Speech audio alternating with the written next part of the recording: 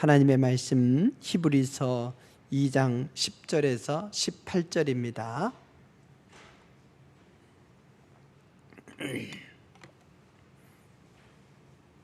(10절에서) 18절 말씀 한 절씩 교독하시겠습니다. 그러므로 만물이 그를 위하고 또한 그로 말미암은 이가 많은 아들들을 이끌어 영광에 들어가게 하시는 일에 그들의 구원의 창시자를 고난을 통하여 온전하게 하심이 합당하도다.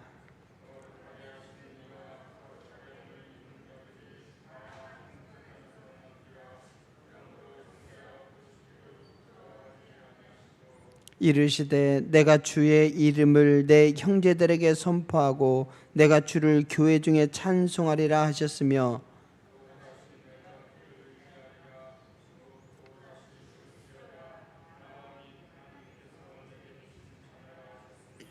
자녀들은 혈과 육에 속하였음에 그도 또한 같은 모양으로 혈과 육을 함께 지니심은 죽음을 통하여 죽음의 세력을 잡은 자 곧 마귀를 멸하시며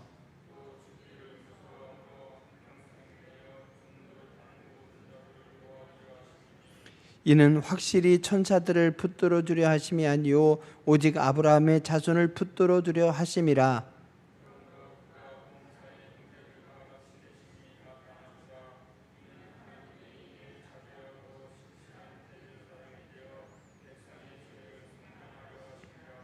함께 봉독합니다. 그가 시험을 받아 고난을 당하셨은즉 시험 받는 자들을 능히 도우실 수 있느니라.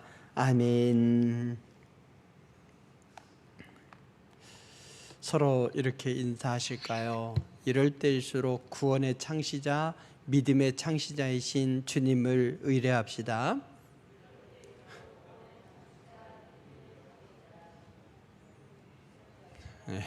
의뢰합시다. 의지도 하고 신뢰하고 이런 의뢰라고 하죠. 오는 주일부터 대림절이 시작됩니다. 예수님께서 이 땅에 오셔서 구원의 길을 열어놓으셨음에 감사하면서 다시 오시겠다고 약속하신 주님을 기다리는 절기이고 연간 교회력이 교회력이 있는데 그 교회력의 시작점이 바로 대림절 첫째 주일입니다. 그러니까 교회력으로는 다음 주, 그러니까 성탄절 네 번째 주 전부터 전주인 그날부터 새해가 시작된다 이렇게 보시면 되겠습니다. 이 대림절을 앞두고 어떤 말씀을 함께 나눌까 하면서 오늘 이 말씀을 이제 감동을 따라 여러분에게 전하게 됩니다. 히브리서는요, 이제 그래요. 박해가 있고 힘들어. 여러분, 코로나 지긋지긋하죠. 설교 때도 또 코로나 얘기 들어야 되나? 막 이러고 어디 가도 뭐 코로나 떠나지 않고 이러니까 지겨워요. 그래서 자포자기. 이럴 것 같으면 괜히 나 혼자만 참는 것 같아. 저기 돌아다니는 사람들, 먹는 사람들 보면 괜히 나만 바보 같아. 캐싸라세라 걸리려면 걸리고 말라면 말아라. 막 이렇게 이제 지친 상황 속에서 또다시 3차 유행이 닥치다 보니까 괜히 나만 절제하고 나만 손해본 것 같은 느낌? 그래서 억울하고 그러잖아요. 그래서 이제 뭐 더 퍼지는 것 같은 느낌도 있습니다. 여러분, 박해가 지속된다면 어떨까요? 뭐 잘났다고 나 혼자만 이렇게 참고 나 혼자만 박해받나 이러면서 그냥 이런들 어떠하리 저런들 어떠하리 만수산 드런칠기 얽힌들 어떠하리 그냥 물 흐듯이 살아가자 모난돌이 정맞는다 이러면서 우리의 가치관이 나도 모르게 적당주의와 타협하게 되죠. 그 그리스도인들이 그랬어요. 박해가 지속되고 참 힘들어. 언제 끝날지 모르겠어. 소망이 없어. 그러다 보니까 그냥 대다수가 믿는 유대교로나 그냥 돌아가자. 이러면서 회귀하는 거죠. 히브리서는 그렇게 자포자기의 상황, 그래서 옛 생활로 돌아가 버리는 사람들을 향한 권면의 말씀입니다. 그래서 우리가 믿는 예수님이 어떤 분이신데 하면서 예수님을 소개해 주는 거예요. 그러면서 이래도 너희가 옛사람으로 또 유대교로 돌아갈래. 우리가 구원의 소망을 가지고 박해받으며 사는 삶, 이것은 여전히 가치가 있다, 이런 말씀이죠. 여러분, 우리가 신앙생활하면서 너 아직도 교회 다니냐? 아직도 예수 믿냐? 이런 식으로 우리가 좀 취급받고 그러죠. 어리석은 사람처럼 취급받습니다. 그러면서 뭘 신뢰합니까? 과학을 신뢰하고 의학을 신뢰하지 않습니까? 근데 여러분, 코로나19가 믿음 때문에 왔습니까? 과학의 발달로, 또 그 과학의 발달, 또 의학의 발달, 이런 거에 의해서 온 거 아니겠습니까? 인간의 삶의 영역이 점점 넓어지는 거죠. 과학기술의 발달로 인해서 평상시에 사람들이 못 살던 곳까지 살게 되고, 저 밀림 깊숙이까지 침투해서 살게 되고, 이러면서 새로운 종류의 바이러스들, 또 질병들이 사람의 영역까지 침투해 들어온 거 아니겠습니까? 어찌 보면 믿음이, 신앙이 코로나19를 가져온 게 아니라 과학이 원죄가 있는 거죠. 근데도 여전히 과학을 신뢰하고 의학을 신뢰하면서 코로나19로부터 벗어나야 된다 그래요. 그래서 사건을 저지른 것도 과학이고 또 대안도 과학이고, 또 믿음이 잘못한 거 없잖아요. 근데 그 신앙생활 하면서 우리의 또 지혜롭지 못한 태도 때문에 종종 집단 감염이 일부 생긴다 해서 그것 때문에 그 신앙이 바보 취급받고 이런단 말이죠. 어차피 신앙은요, 그 원수 대적자들에게 존중받은 적 없어요. 그래서 우리는 이런 시기 속에서 이때야말로 정말 믿음의 힘이 필요하다, 이런 고백 속에서 믿음으로 이때를 이겨내야 됩니다. 코로나보다도 더 무서운 게 뭐겠습니까? 바로 우리 안에 있는 강팍해지는 마음, 삭막해지는 마음, 또 좌절감, 우울증, 이런 것이기 때문에 이런 것들을 극복해내야 되는데, 이 힘은 바로 신앙에서 나오는 거란 말이죠. 그래서 인류에게 이런 큰 위기를 가져온 이 질병의 원인을 우리는 생각하면서 정말 다시금 믿음으로 우리 자신을 굳게 세워야 됩니다. 이래도 너희가 믿음으로부터 떠나서 인간에게 편리함도 주지만 파괴도 가져오는 과학, 이것을 신뢰하면서 믿음으로부터 벗어날래? 이러면서 히브리서 기자가 우리에게 권면하는 말씀이라 믿습니다. 오늘 예수님이 어떤 분입니까? 히브리서 기자는 구원의 창시자요, 10절에서 그렇게 말씀하고 있죠. 구원의 창시자, 아르케고스라고 하는 말이에요. 아르케고스, 어떤 우두머리 아니면 처음 시작자, 이런 말이죠. 처음 시작한 사람. 그래서 어느 지역을 정벌했어요. 그리고 그 도시를 만들어서 그 영주가 됐어. 그때 그 사람을 가리켜서 아르케고스, 이래요. 도시를 만들어낸 창시자다. 그래서 성경에 보면 그 단어가 4번 나옵니다. 4번 나오는데 그 중에서 2번이 히브리서에 나오죠. 여기서 구원의 창시자요, 이렇게 얘기한 데서 나오죠. 또 하나가 어디 나오냐면 히브리서 12장 2절에 나옵니다. 거기에 보면 믿음의 주요 또 온전하게 하시는 이인 예수를 바라보자, 이랬어요. 믿음의 주요, 주라는 말은 사실은 퀴리오스라고 하는 헬라가 있는데, 여기에 이 헬라어는 아르케고스예요. 아르케고스. 그래서 믿음의 창시자요, 이런 말이에요. 개역 성경에 보면 사실은 오늘 이 구원의 창시자요라고 했는데, 이 말씀이 개역 성경에 보면 구원의 주요, 이렇게 돼 있어요. 근데 여기는 구원의 주를 구원의 창시자로 바꿔놓았는데, 히브리서 12장 2절 말씀에는 믿음의 창시자요 같이 바꿔야 되는데 아마 번역자가 달랐나 봅니다. 우리말로 이렇게 번역하는 번역자가 달랐나 봐요. 그래서 개역 성경에는 똑같이 구원의 주, 믿음의 주, 이렇게 돼 있는데, 주라는 말은 주님, 퀴리오스라 말이죠. 이것과 구분해서 아르케고스라고 썼기 때문에 원어적인 의미를 살려서 구원의 창시자, 또 믿음의 창시자 같이 바꿔 써야 되는 거거든요.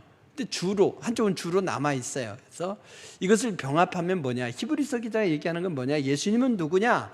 예수님은 구원의 창시자, 즉 이 땅에 오셔서 십자가에 달려 죽으시고 부활하심으로써 구원을 가져오신 분, 그리고 또 믿음의 창시자. 그래서 예수님을 믿으면 구원을 받을 수 있는 새로운 길을 열으신 분. 그래서 우리들에게 참 생명을 가져오신 생명의 창시자이시다. 이렇게 연결해서 이해하면 되는 줄로 믿으시기 바랍니다. 그 예수님, 우리의 구원의 창시자요, 우리의 믿음의 창시자요, 이 땅에 생명을 가져오신 그 예수님, 그 예수님을 믿어야 된다는 거죠. 유대교로 돌아가지 마라. 우리 하나님께서 유대교의 이 율법으로 안 되기 때문에, 율법은 정죄하는 믿음, 정죄는 해요. 그렇지만 대안이 없단 말이죠. 율법이 가르쳐준 대로 다 살 수 없어. 인간이 지킬 수 있는 정도만 율법을 또 딱 정해놓고 그걸 지키고 나는 다 지켰다, 그리고 교만에 빠지지만 주님이 원하시는, 하나님이 원하시는 기준에는 절대 도달할 수 없단 말이죠. 그럼에도 불구하고 그것을 붙들어 아니다 이거예요. 이 땅에 새로운 구원을 가져오시고 새로운 믿음의 길을 열으신 주님, 그 주님을 믿어라 우리에게 말씀합니다. 오늘도 마찬가지인 줄로 믿으시기 바랍니다. 세상에 우리가 무서워하는 것들이 많이 있고 또 다른 것들이 우리의 대안이고 해결책인 것 같죠. 백신이 나오면 다 해결될 것 같죠. 그렇지만 백신으로 우리가 코로나19는 잠시 극복할 수 있을지 모르지만 그것이 언제 나올지도 모르고요. 또 나온다 할지라도 그것으로 인생의 모든 문제가 다 해결됩니까? 그냥 하나만 해결될 뿐이고, 인간의 생명을 빼앗아가는 것은 코로나19만이 아니지 않습니까? 여전히 이 세상은 힘들고 고통스러운 곳일 것이고, 이 속에서 주님은 우리에게 생명의 길을 열어주셨는데 바로 예수님이신 거예요. 예수님의 이름이 잠시 사람들에 의해서 무시되는 것은 뭡니까? 바로 우리들의 어리석은 태도 때문인 것이죠.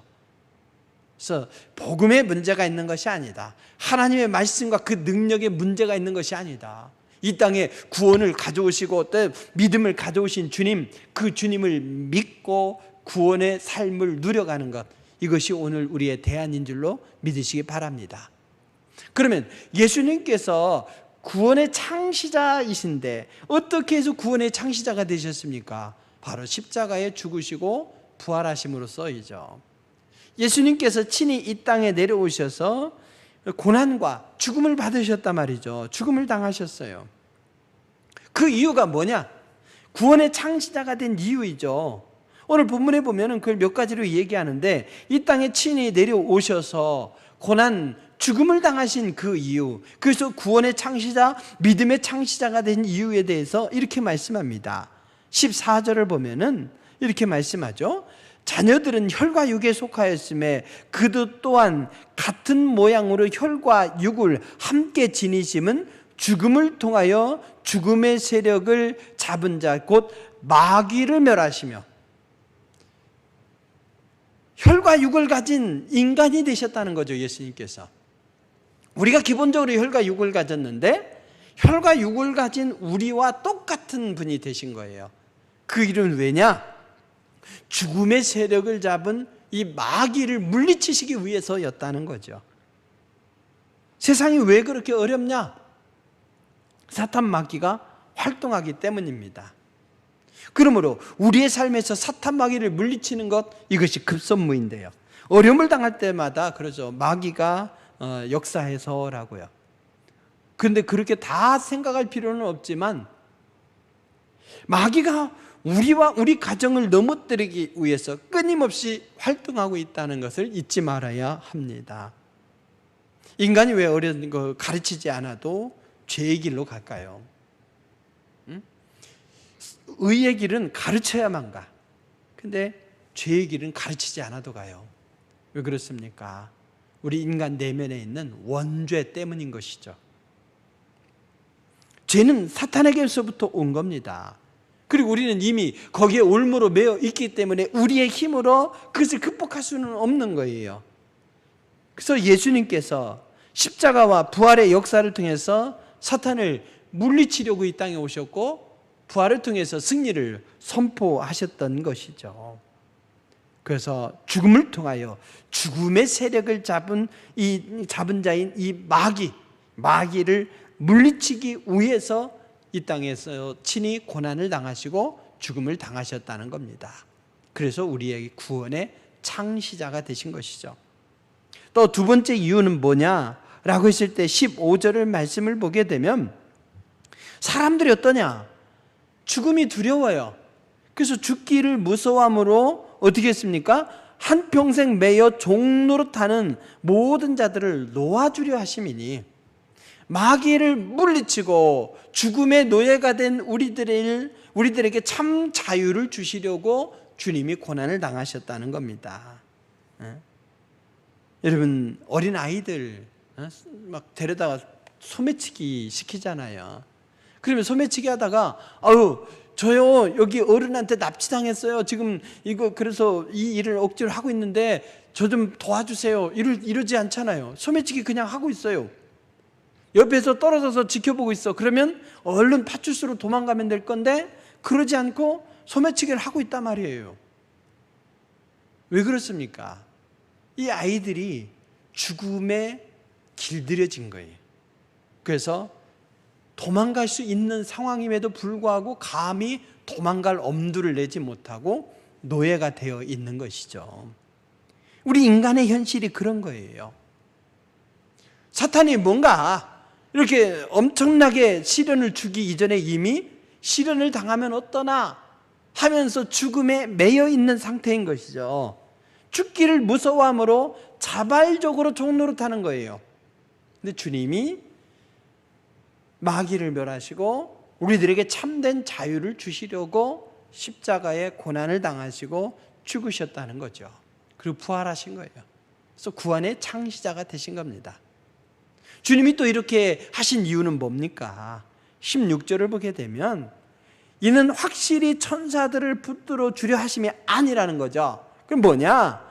오직 아브라함의 자손을 붙들어 주려 하심이라. 우리를 아브라함의 자손으로 삼아주시고 우리를 붙들어 주시기 위해서라는 거예요. 아브라함의 자녀라는 얘기는 뭐겠습니까? 아브라함의 자녀. 하나님께서는 아브라함을 선택하셔서 아브라함에게 뭐부터 하셨습니까? 축복부터 주신 거죠. 그래서 땅을 차지하게 될 것이고 자손이 많아질 것이라고 주님은 약속을 주셨어요. 즉 하나님의 자녀를 향한 하나님의 마음은 뭐냐? 풍성한 삶을 누리는 거예요. 부모도 그러죠. 특별히 한국 부모들 보십시오. 자녀들이 나중에 효도합니까? 효도하건 말건 그건 관심 없어요. 다만 내가 낳은 이 자녀가 앞으로 잘 살기를 바라면서 나같이는 살지 않기를 바라면서 그냥 온몸이 부서지도록 일해서 가르치잖아요. 또 온몸이 부서지도록 일해서 아껴 안 써. 그걸 어떻게 합니까? 그걸 자녀에게 또 다 물려주네요. 자녀들이 그걸 잘 지켜냅니까? 소중하게 여깁니까? 일부는 그러지만 대체로 보면 소중하게 여기는 것이 아니죠. 빨리 받기 위해서 부모님 언제 돌아가시나 이런 생각하든지 또 받은 다음에는 자기가 땀 흘려 수고한 게 아니니까 그냥 탕진하든지 이럴 수도 있어요. 그것은 나중에 문제고 나는 우리 자녀가 잘 살기를 바라면서 남겨준다 이런 마음으로 아끼고서 넘겨주지 않습니까? 그렇게 정말 일평생을 바쳐서 수고하면서 자녀를 가르치고 자녀에게 남겨주는 것, 이것이 자녀가 풍성한 삶을 살기를 바라는 부모의 마음이라면 선하신 하나님은 어떠겠습니까? 선하신 하나님이야말로 자녀들이 좋은 것 차지하기를 원하시고 기도하여서 그 응답으로 풍성한 삶을 살기를 원하시는 것이죠. 아브라함의 자손에게 주신 그 축복을 누리도록 풍성한 삶을 누리도록 하게 해서 주님이 신이 십자가의 고난을 당하시고 죽으셨다가 부활하심으로 우리의 구원의 창시자가 되신 겁니다. 얼마나 큰 사랑입니까? 그뿐입니까? 17절에 보니까 백성의 죄를 속량하신다는 거예요. 속량. 속량이 뭡니까? 우리의 구원은 그냥 이루어진 거 아니에요. 예수님께서 그냥 물과 피를 쏟으셨다고 해서 그걸로 이루어지는 것이 아니에요. 주님은 죄값을 지불하신 거예요. 우리의 죄값을 지불하셨어. 어떤 목사님하고 갔는데요, 목사님하고 가서 밥을 맛있게 먹었어요. 밥을 맛있게 먹었어. 그리고 나왔어요. 그냥. 그럼 주인이 어떻게 했어요? 밥 먹고 돈 안 내고 그냥 나오면 주인이 어떻게 해야 돼요? 붙잡아야 되잖아요. 붙잡아야 되는데 돈 내려고 했더니 그냥 가래요. 왜 그냥 가라는 거죠? 저분이 내주셨대요. 먼저 식사하고 가시면서 내주셨대요. 저를 발견하면 꼭 그렇게 하세요. 아니, 제가 그냥 누군가가 안 내줬으면 제가 나가려고 하면 어때요? 이 사람이 뭐 이러겠죠. 근데 다른 분이 내주니까 제가 내겠다고 하는데도 안 받고 저분이 내주셨다 이거예요. 속량이 바로 그거예요. 죄값은 반드시 지불해야 됩니다. 반드시 치러야 돼요. 근데 주님이 우리의 죄값을 치러주신 거예요. 속량. 우리의 죄값을 대신 지불해 주셨다 이 말입니다. 그래서 우리가 예수님을 믿으면 죄값을 지불해 주신 그 은혜 안에서 우리가 구원의 기쁨을 누리는 것이죠. 예수님의 구원은 그냥 가져온 게 아니에요. 값싼 은혜가 아닙니다. 우리는 예수님의 보혈과 피의 가치로서 구원을 누리게 된 것이고 구원의 창시자가 되신 주님의 은혜 덕분인 것이죠. 그래서 우리는 예수 가치를 지닌 존재가 된 겁니다. 그러니 예수님을 믿는다고 하는 것이 얼마나 소중한지요. 율법만 부여받은 이 유대교와 비교할 수 없는 것이 기독교란 말이죠. 3대 종교 뭐 이러면서 뭐 불교, 기독교, 이슬람교 얘기하는데 여러분 뭐 기독교 속에 가톨릭 또 유대교, 기독교 있잖아요. 개신교 있잖아요. 그러나 이 유대교 율법을 부여받았다는 건 한 어떤 선민의 우월감이 있을지 모르지만 예수 그리스도를 통해 가져온 이 구원은 모르는 거예요. 예수 그리스도를 통한 이 구원이야말로 그냥 이루어진 것이 아니라 예수님의 보혈로 이루어진 것이고 우리는 그 죄값을 능히 주님이 감당해 주셔서 자유인이 되었습니다. 주님께서 구원의 창시자가 되셔서 물과 피를 쏟으셔서 고난을 당하시고 죽으셨다가 부활하신 그 이유 또 그 결과는 뭐냐라고 했을 때 18절을 보게 되면 그가 시험을 받아 고난당하셨은즉 시험 맞는 자들을 능히 도우실 수 있느니라. 우리가 이 땅에 살아가면서 시험을 당하는데 주님이 그 시험 당하는 우리들을 능히 도와주신대요. 도와주신다는 얘기는 뭐겠습니까? 우리가 시험을 이길 수 있도록 해주신다는 거죠.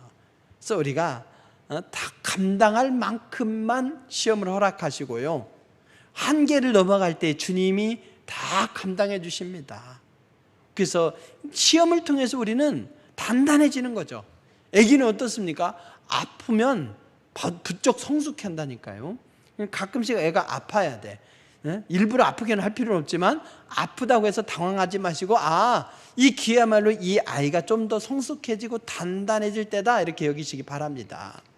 애를 너무 깔끔하고 청정으로 키우니까 병균에 약해지는 거죠. 그냥 막 굴러 키워야 웬만한 병원균에는 그냥 이겨내는 거죠. 저항력이 있어야 되는 거 아니겠습니까? 여러분 그것처럼 주님이 우리를 완전 청정지역에서 아무 시험 없는 곳에서 살게 하신 것이 아니에요. 그러면 아주 조그만 것에도 어머머 어떻게 해 막 안절부절이죠. 조금 어려운 일을 겪어봐요. 그럼 웬만한 일들은 아무것도 아니에요. 그래서 시험을 주님께서 우리에게 허락하시는 것도 우리로 하여금 강하고 굳세고 단단해지게 하시고자 하는 하나님의 은혜이고요, 감당치 못할 시험이 다가올 때는요 주님이 친히 감당해 주심으로 말미암아 우리가 넉넉히 이기고도 남음이 있을 줄로 믿으시기 바랍니다. 구원의 창시자가 되신 주님께서 이렇게 죽음의 세력을 잡는 마귀를 물리치시고 종노릇하는 죽음으로부터 우리를 자유하게 하시고 또 아브라함에게 약속하신 풍성한 삶을 누리고 그리고 죄값을 친히 지불하셔서 우리로 하여금 자유인이 되게 하시고 시험에 대해서도 넉넉하게 이기게 하셨다는 거죠. 그래서 우리는 어떤 존재가 되었습니까? 주님께서 이렇게 고난을 당하심으로 말미암아 우리에게 가져오신 이 사건은요 우리로 하여금 뭐가 되게 하셨느냐? 10절을 보게 되면 하나님의 아들들이 되게 하셨다는 거예요. 그러므로 만물이 그를 위하고 또한 그로 말미암은 이가 많은 아들들을 이끌어 영광으로 들어가게 하시는 일에 그들의 구원의 창시자를 고난을 통하여 온전하게 하심이 합당하도다. 여기 보면 다 하나님의 아들들임에 틀림없습니다. 그럼에도 불구하고 예수님을 통해서 우리는 특별히 하나님의 아들의 권한을 회복하게 된 거죠. 하나님의 아들의 권한을. 하나님의 아들이 되었다는 얘기는 뭐겠습니까? 우리가 다 하나님의 아들이 되었다는 얘기는 그 뭡니까? 영광에 들어가게 하시는 일, 요거라는 거죠. 그래서 하나님의 아들이 되었다. 집 나간 탕자도 아버지의 아들이죠. 그렇지만 그가 돌아옴으로써 어떻게 되었습니까? 아버지가 그의 신발을 새로 신기고 옷을 갈아입히고 반지를 새로 끼워주고 그리고 잔치를 베풀어 주셨잖아요. 그래서 영광의 삶을 누리게 한 거예요. 그처럼 우리가 우리 인간들은 다 하나님의 피조물이요 아들들임에 틀림없지만 예수 그리스도를 믿는 자들은 영광에 들어온 자가 된 거라는 거죠. 그래서 우리가 그 영광스러운 삶을 살아가면서 먹든지 마시든지 무엇을 하든지 하나님의 영광을 위해서 사는 것, 이것이 마땅한 줄로 믿으시기 바랍니다. 우리는 하나님의 아들이 되었어요. 하나님의 아들이자 동시에 13절 말씀을 보면 이사야 8장을 인용하면서 그런 말씀을 해요. 또 다시 내가 그를 의지하리라 하시고 또 다시 볼지어다 나와 및 하나님께서 내게 주신 자녀라 하셨으니, 아들이라고 하니까 성차별 얘기하잖아요. 그러나 아들은 어떤 영광의 회복을 의미하고 자녀가 됐다는 얘기예요. 자녀는 뭡니까? 종과 다르다는 얘기죠. 종과 다르다. 그래서 혈과 육에 속해 있어서 우리는 누구나 이 땅에서 자유롭지 못하지만 예수님께서 친히 구원의 창시자가 되셔서 이 땅에서 이루신 여러 가지 일들 때문에 우리가 하나님의 자녀로서의 특권을 누릴 수가 있게 된 겁니다. 그러므로 우리는 하나님의 자녀답게 서로 사랑하며 죄를 범하지 아니하고 하나님의 자녀로서 주님께 영광을 돌리기 위해서 살아야 될 줄로 믿으시기 바랍니다. 그러면서 또한 우리를 뭐라고 말씀하느냐? 형제라 부르세요. 형제. 예수님이 하나님의 아들 아니에요. 하나님의 아들이신 하나님. 우리는 누굽니까? 죄인인데 우리를 양자 삼아 주셨어요. 그러면 하나님의 본질상 아들이신 예수님과 양자인 우리들의 신분이 다르죠. 근데 성경적으로는 양자나 아들이나 다르지 않다는 거예요. 거룩하게 하시는 이와 거룩하게 함을 입은 자들이 다 한 근원에서 났다는 거예요. 즉 거룩하게 하시는 이 예수 그리스도와 거룩하게 함을 입은 자, 우리 하나님의 자녀, 우리는 다 동일하게 하나님으로부터 나온 자로서 그럼 그러므로 형제라 부르기를 부끄러워하지 아니하시고, 우리를 형제라 부르는 것을 주님께서 부끄러워하지 아니하셨다는 거죠. 너는 양자지, 나는 적자지, 그래서 양자로서 너는 나와 달라 이러지 아니하시고 너와 나는 형제다. 주님이 존귀하게 우리를 그렇게 인정해 주셨다는 거예요. 그래서 우리는 하나님의 아들로서 영광스러운 신분, 하나님의 자녀로서 서로 사랑해야 될 신분, 하나님의 형제로서 오늘 이렇게 귀한 교회를 이루게 하셨다는 거죠. 하나님의 형제가 아니라 예수님의 형제, 하나님의 자녀이자 예수님과 동등한 권한을 가진 그런 형제로 우리를 존귀한 존재로 만들어 주셨습니다. 그래서 우리는 어떻게 살아야 됩니까? 형제들과 같이 되심이 마땅하다 이거죠. 거룩함을 입은 우리가 어떻게 살아야 되느냐? 하나님의 부름을 받은 거룩한 형제들아, 우리가 믿는 도리의 사도이시며 대제사장이신 예수를 깊이 생각하라. 13장 1절에서 예수를 깊이 생각하래요. 생각만 하라는 얘기겠습니까? 그분을 생각하면 유대교로 돌아가려고 했던 옛 생각, 내가 신앙생활 왜 하지 했던 회의적인 생각, 이런 것들로부터 벗어나서 참 믿음으로 살 수밖에 없다, 이런 말씀이죠. 사랑하는 성도 여러분, 우리 예수님은 누구냐? 그냥 예수님 하고 그냥 가까이서 부를 수 있고 세상 끝날까지 우리와 함께 동행하신다고 하니까 가벼운 분으로 여겨서는 아니 됩니다. 예수님은 구원의 창시자요, 믿음의 창시자요, 결국에는 우리의 생명을 가져오신 생명의 창조자이심을 믿으시기 바랍니다. 그래서 이 땅에 오셔서 죽음을 당하시면서, 고난과 죽음을 당하시면서 위대한 일을 하셨어요. 마귀를 물리치셨습니다. 죽기를 무서워함으로 한평생 종노릇하는 우리들을 풀어주셨습니다. 아브라함에게 약속한 풍성한 삶을 살 길을 열어주셨습니다. 우리의 죄를 속량하셔서 더 이상 죄인으로서가 아니라 자유인으로 살게 하셨습니다. 우리가 시험을 이기며 승리하는 삶을 살게 하셨습니다. 이렇게 살아가면 우리가 하나님의 아들이요, 하나님의 자녀요, 주님의 형제의 권한으로 존귀하게 살아갈 수 있는 것이죠. 하나님의 아들, 자녀, 형제는 이 세상 무엇으로도 얻을 수 없고 갈 수 없는 존귀한 위치입니다. 구원받은 나의 위치는 하나님의 아들들, 자녀, 예수님의 형제, 자매입니다. 여러분에게 주신 이 아들, 자녀, 형제의 위치를 그냥 얻은 것이 아니라 주님께서 십자가의 고난, 죽음, 그리고 부활, 승리를 통해서 우리에게 주신 것이다. 이걸 믿으시기 바랍니다. 이것은 그 무엇과도 바꿀 수 없는 것이기 때문에 지속적으로 예배를 드렸다, 못 드리게 됐다, 그런 상황 속에서, 또 지속되는 이 어려움 속에서, 과학의 주인 노릇하는 이 세계 속에서 우리들이 결코 낙심하거나 의기소침해서는 아니 됩니다. 주님께서 이루신 이 일은 우리에게 영원한 대안이고 우리의 생명이고 우리의 승리인 줄로 믿습니다. 부끄럽지 않은 아들들, 자녀들, 형제로 살기를 결단하는 그런 대림절 기간이 될 수 있길 바랍니다. 함께 기도하실 때에 정말 우리의 믿음이 조금씩은 흔들렸습니까? 다시금 굳세게 붙잡고 주님의 영광 안에 거하는 귀한 승리의 삶이 되기를 바라면서 예수님께서 고난과 죽음, 부활을 통해서 우리에게 가져오신 놀라운 일들을 하나하나 되새기면서 다시금 주님을 붙들고 이 험난한 세상을 능히 이기면서 승리로 살아가는 귀한 백성들 되게 해달라고 함께 주여 삼창으로 기도하시겠습니다. 주여, 주여, 주여. 귀하신 아버지, 은혜 주는 찬양해 드리는